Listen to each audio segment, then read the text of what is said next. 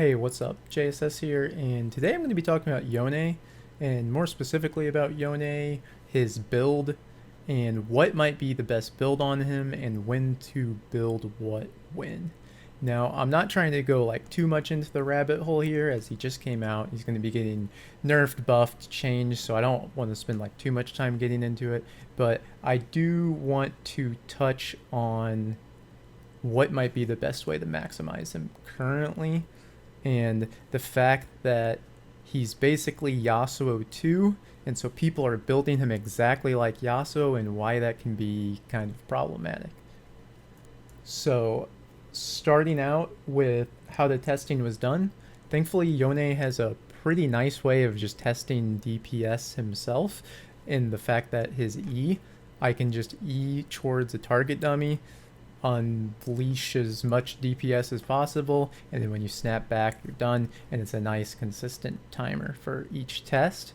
And then since obviously he's a crit champion, there's going to be a little bit of variance and critting, not critting. I would do each test about 3 or 4 times, and then I would take the highest number out of all of them. So for the builds, I would just assume that you would have a deep blade start with berserker greaves, so that was a staple in all of them. And then I just kept him at level 11 with the masteries not stacked at all, because I figured he would probably be like a weird halfway point by the time you'd get there in game, and so I figured just don't leave him at all. And then as I started doing like 3 items in full builds, then I would fully stack the runes, and also buff up the dummy a bit to kind of like compensate for in-game time, so to speak, as your opponents would also be progressing.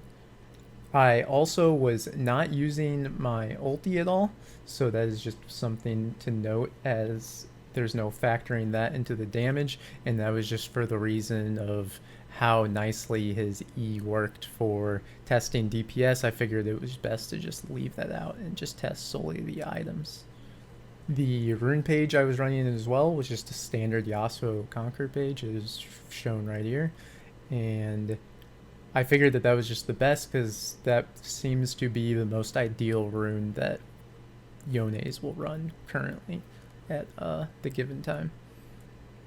And so with that, I'm going to start looking at the 2 items. And so starting off is kind of the staple Yasuo build and what's being built on Yone currently, which is Phantom Dancer IE. The total cost, also note they account for having the D-Blade and Berserker's Greaves, as basically every single Yone is going to be building or rushing those 2 things first before actually going into their build. And just to blow the total cost in DPS, you might not recognize that. That's a unit I am pretty sure I created just for fun, for the sole fact of seeing like how cost efficient the build is. It's nothing special. It's literally just taking the amount of damage per second divided by the total cost, and then I just moved the decimal places over 3 to make the numbers look a little more nicer. So I just didn't have these giant decimal places. But so you'll see with the Bork Stormrazor, it actually does more DPS, but its damage per gold spent is actually lower because it's such a higher price than the Phantom Dancer.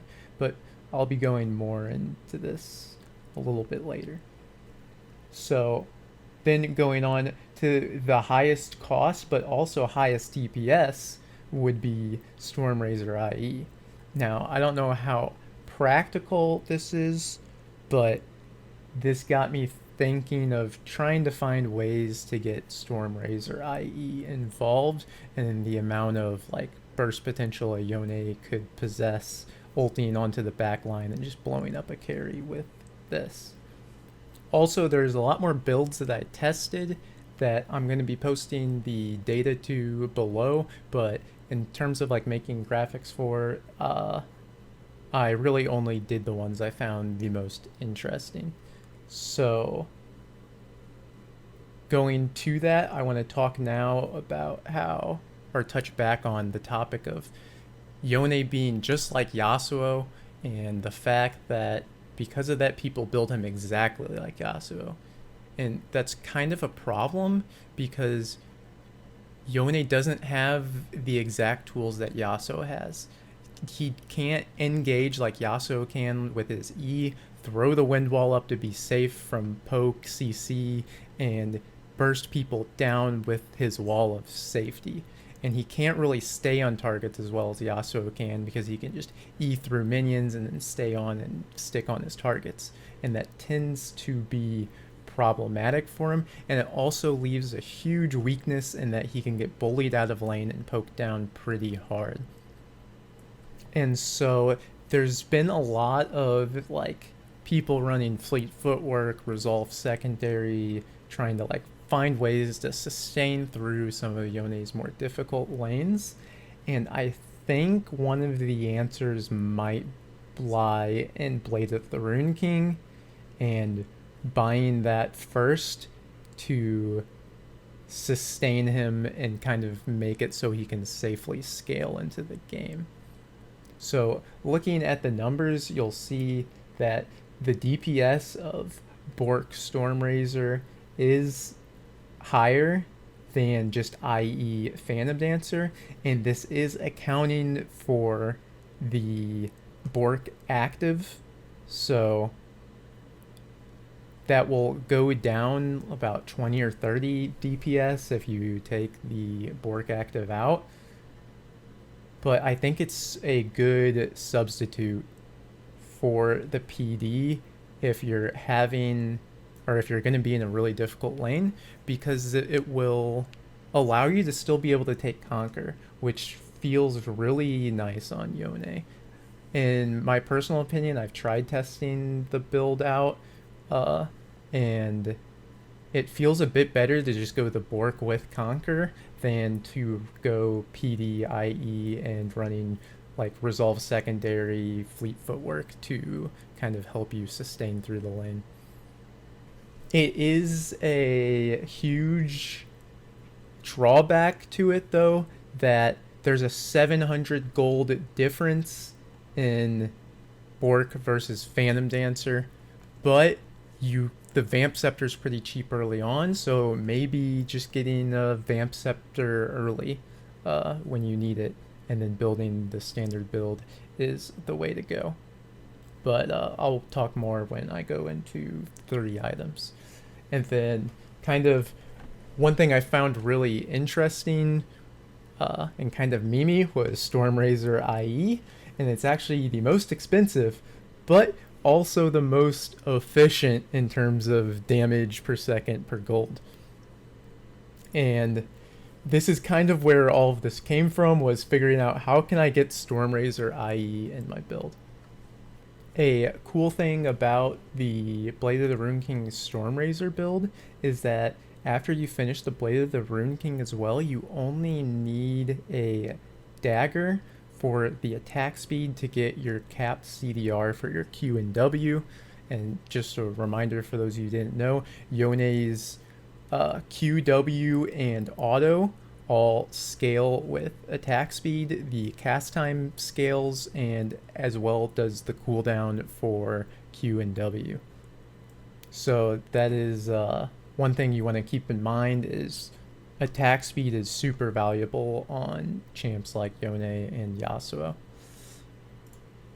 So with that, we'll be moving on to the 3 items, and you'll notice that there's only 2 builds here. I tested more with the 3 items, but things like Death's Dance, you don't really buy for the damage, you buy it more for the passive. So I didn't label it here because it's not as interesting. Obviously it deals just a little bit less damage, but you get the healing and defensive stats with it.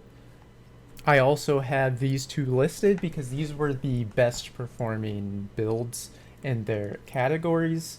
And also with moving to 3 items, I fully stacked the rune page or all of the runes, and then I also buffed up the dummy a little bit. So 1600 HP, 60 armor, and magic resist to kind of like simulate someone being a little tanky. Obviously the tanks will be tankier than this, and the carries will be a little bit squishier, so keep that in mind with things like Phantom Dancer, i.e., will be dealing a bit less damage, and things like the Blade of the Rune King's passive will be getting negated a bit as to there being 60 magic resist. But looking at the numbers, so you have your standard PDIE, and then going into a Blade of the Rune King second. So the total cost is a bit lower than going the Bork first, but you can see once you hit the 3 items, your total DPS goes pretty high up, and your DPS per gold is a decent amount higher as well.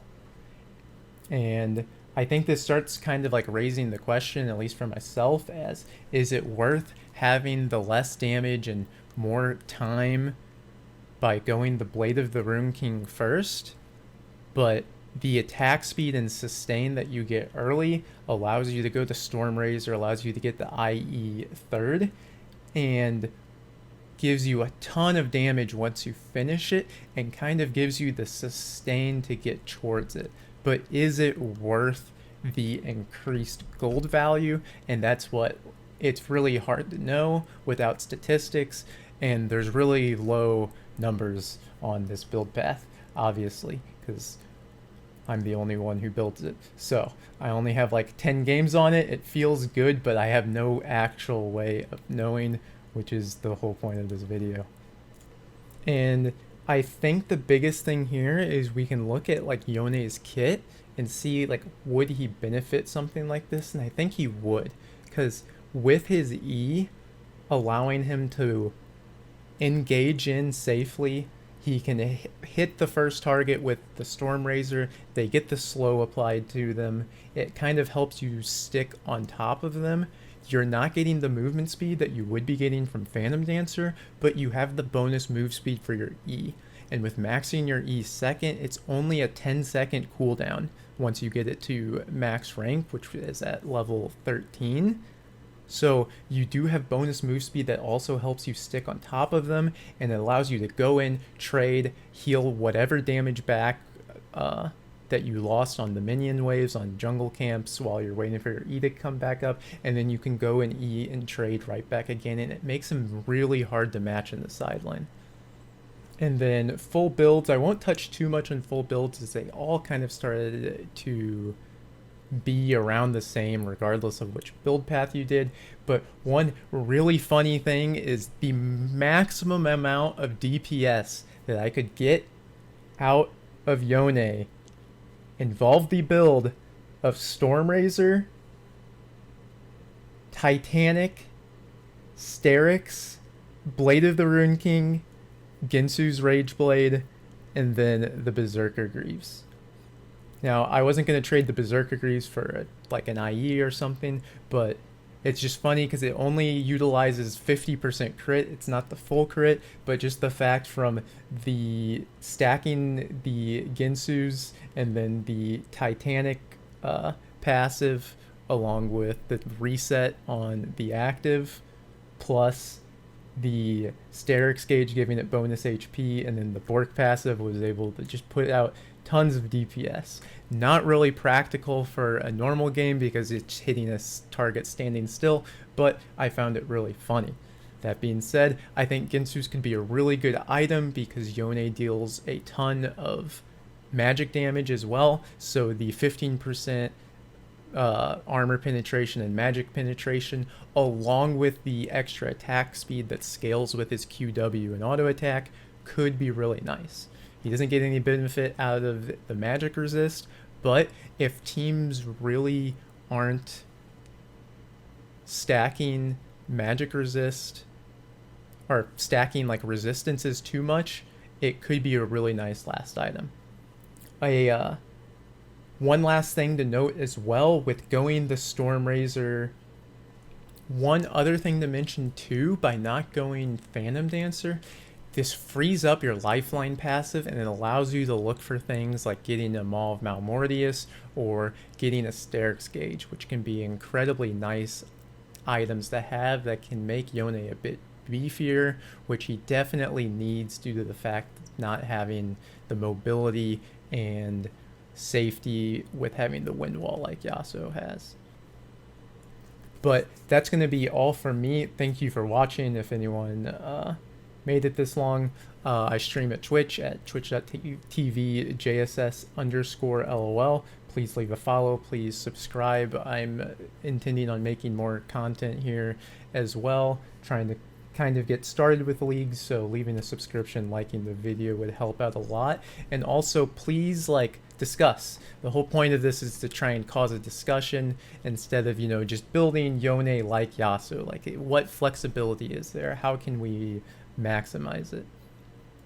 And again, all of the stuff I tested a ton of builds. I tested Bork, Ginsu's, the difference in starting it, stacked, unstacked, things like that, and put the numbers below. And I really just left the graphics and things like that for the things I found most interesting and the best performing things. So this video didn't get an hour long.